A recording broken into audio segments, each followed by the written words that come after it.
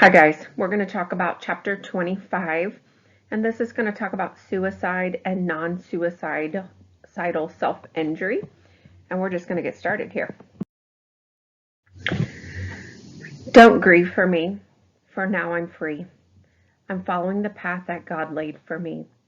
I took his hand when I heard him call. I turned away and left it all. Tasks left undone must stay that way. I found true peace on the close of day. If parting now has left a void, then fill it with remembered joy. Perhaps in time seemed all too brief. Don't lengthen it now with undue grief. Lift up your heart and remember me. God wants me now. He set me free. Suicide doesn't end the pain. It just passes it on to someone else. If you've experienced a loved one, a friend with suicide, I think you can understand that comment, that it doesn't end the pain. It may end their pain, but it doesn't end the pain. It just passes it on to someone else. Suicide is devastating. It's that intentional act of killing oneself by any means. Human life ends every 11 minutes as the result of suicide. Clients that are suicidal can be ambivalent about death, and intervening can make a big difference. Suicidal ideation is thinking about personal death, including the wish to be dead, considering methods of accomplishing death, and formulating a plan. Suicide attempt is engaging in potential self-injurious harm behavior with the intention of death. These attempts may result in death, injury, or no injury. Clients that contemplate suicide, that the act is to end the problems and little concern is given to the aftermath or ramification to those left behind.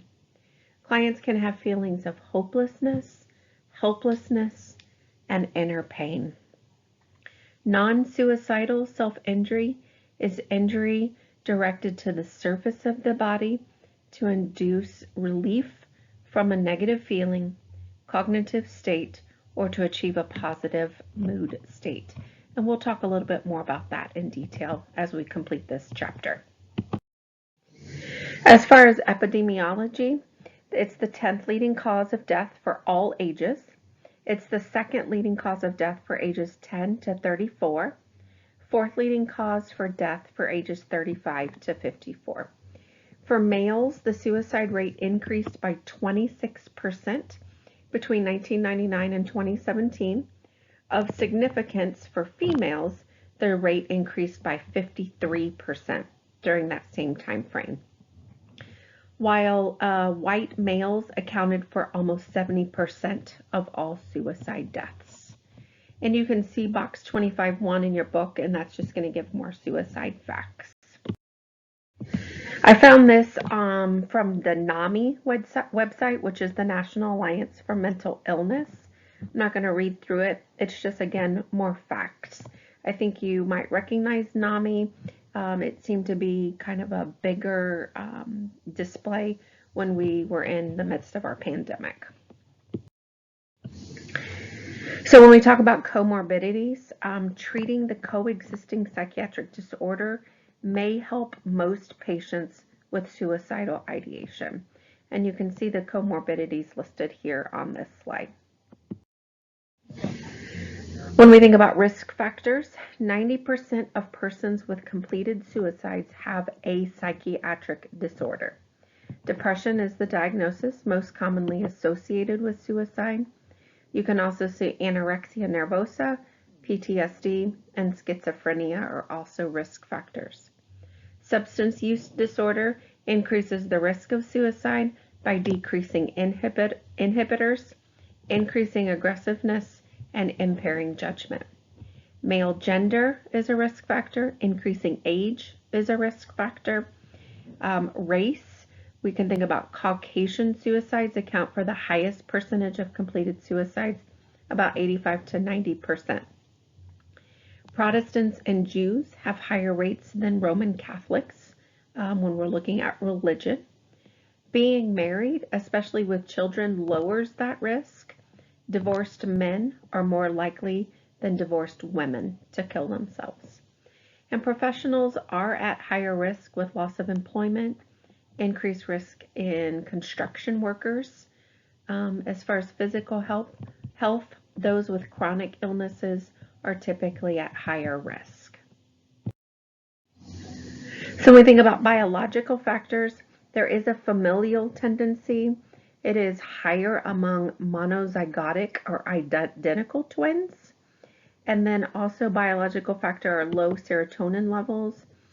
These are related to depressed mood, and completed suicide autopsies revealed low levels of serotonin in the brainstem.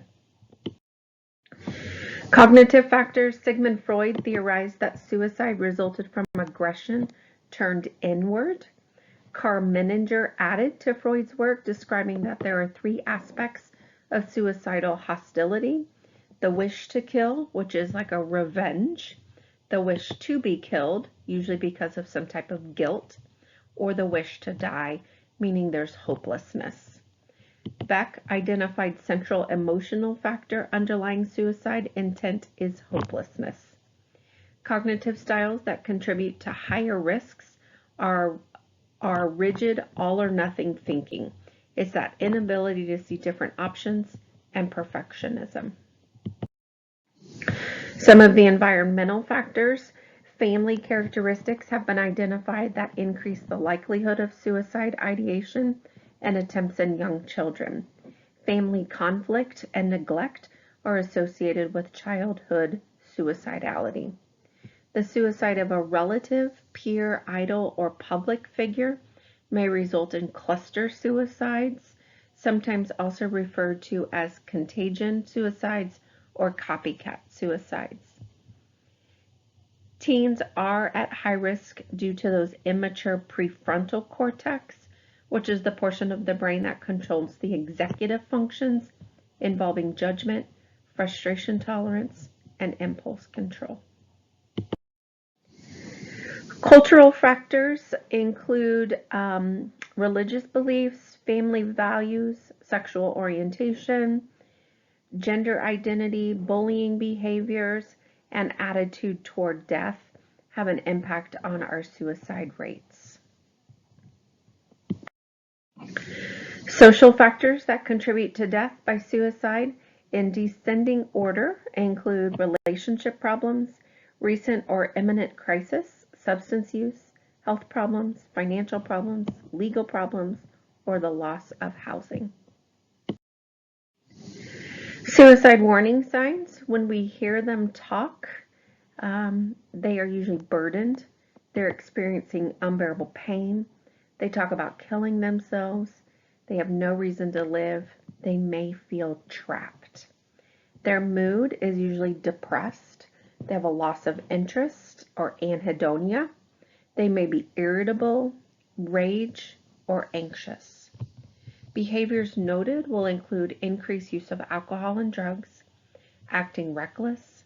They withdraw from activities. They isolate themselves from family and friends, and they sleep too much or too little. So if you're seeing some of these warning signs, you need to speak up and talk to them. So let's start the application of the nursing process. We always start with assessment.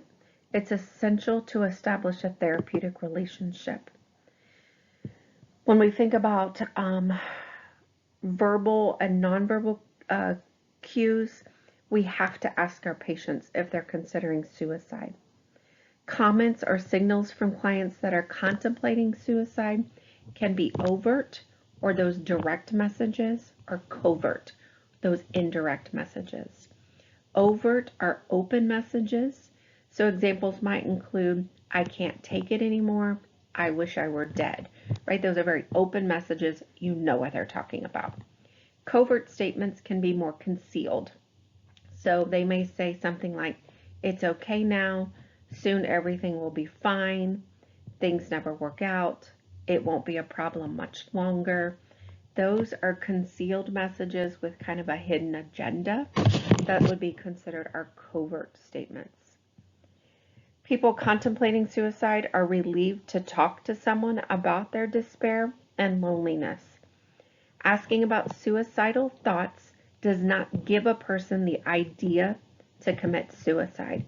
If they already have those ideas, talking about it is not going to ramp up those ideas.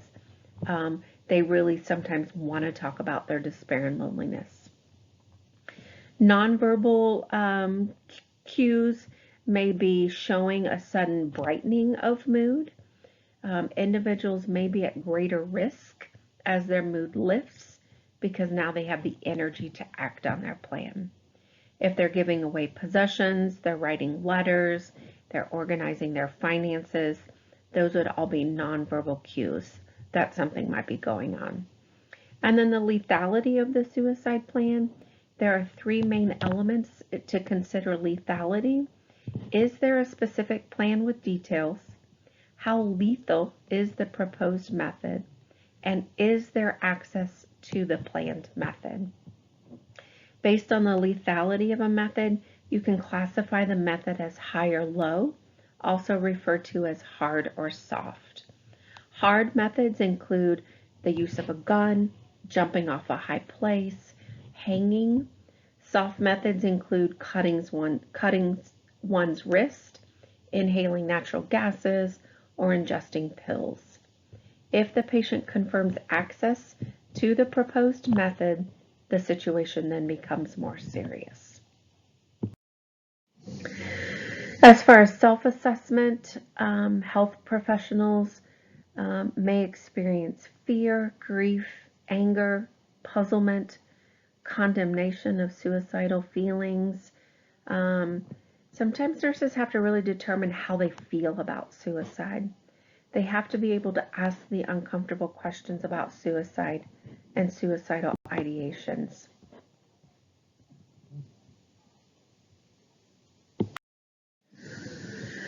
So we've done our assessment. Now we need to analyze our priorities. What are our outcomes and how are we going to plan for it?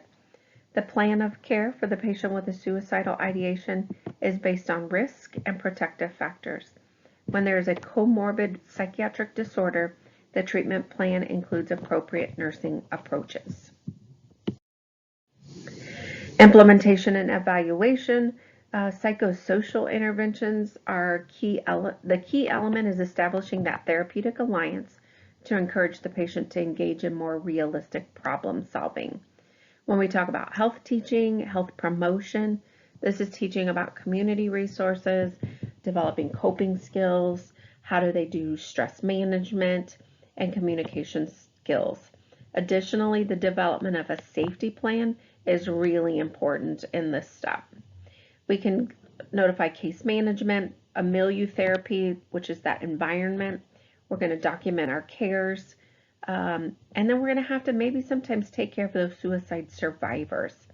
It's estimated that for every suicide, there are 60 survivors. So nurses must be prepared to encounter family and friends that will be experiencing overwhelming guilt and shame. And then evaluation is ongoing. The nurse must be constantly alert to changes in mood, thinking, and behavior. Nurses also have to look for indications that the patient is communicating thoughts and feelings more readily and that the patient's social networking is widening. Suicidal behavior is the result of interpersonal turmoil. These environmental guidelines minimize suicidal behaviors on a psychiatric unit. So when we use, we'll use plastic utensils. We never give them metal ones. And we also want to count them, making sure if we gave them a fork, a spoon, and a knife, right, we count a fork, a spoon, and a knife. There's no private rooms. We keep the doors open at all times. It has to be jump-proof and hung-proof in the bathrooms. We're going to lock doors to non-patient areas, monitor for and remove any potential harmful gifts that may be given. In the patient's presence, we're going to assess belongings, search the patient for any harmful objects. And then the last thing we're going to do is ensure that the patients do not bring or leave any harmful objects. As far as treatment modalities, the psychiatric mental health advanced practice register nurse may treat patients with suicidal ideation directly with psychotherapy, psychobiological interventions, clinical supervision for direct care staff, or consultation in non-psychiatric settings such as a healthcare unit, maybe a nursing home, or even at a forensic site. Following hospitalization, the advanced practice nurse may provide aftercare for the patients who have coexisting psychiatric disorders. This care could include individual and family therapy and even some medication management. So let's move into non-suicidal self-injury. We defined that at the beginning, but remember this is the type of injury is the intentional damage to one's own body tissue without conscious suicidal intent. So these acts are deliberate. They are direct attempts to inflict painful injuries to the surface of the body without intending to die. The behavior can be used to achieve a short but intense state of euphoria during or after the injurious act. As far as epidemiology, between 6% to 23% of the US population engage in these behaviors at some time in their life. About 15% of adolescents and 17 to 35% of college students engage in self-injurious behaviors. Non-suicidal self-injury peaks between 20 to 29 and declines in early adulthood. The ratio of female to males with this disorder is 3-to-1 or 4-to-1. So definitely more females take this route versus the males. As far as risk factors, they can be biological factors, cognitive factors, positive reinforcements may support self-injurious acts. Negative reinforcements usually involve eliminating something that's unpleasant or uncomfortable in response to an action. Environmental factors tend to come from families with adverse events such as divorce, socioeconomic challenges, and interparental violence. And then the last risk factor is societal factors. Youth that feel isolated from their peers may self-injure. So as we put the nursing process into practice here, the initial assessment includes open discussion of the incident, the prevalence, and factors associated with the non-suicidal self-injury with that individual. It's important to be empathetic and look for triggers for the behavior. So as you're talking, are there any trends that would kind of dictate what the trigger was for this behavior?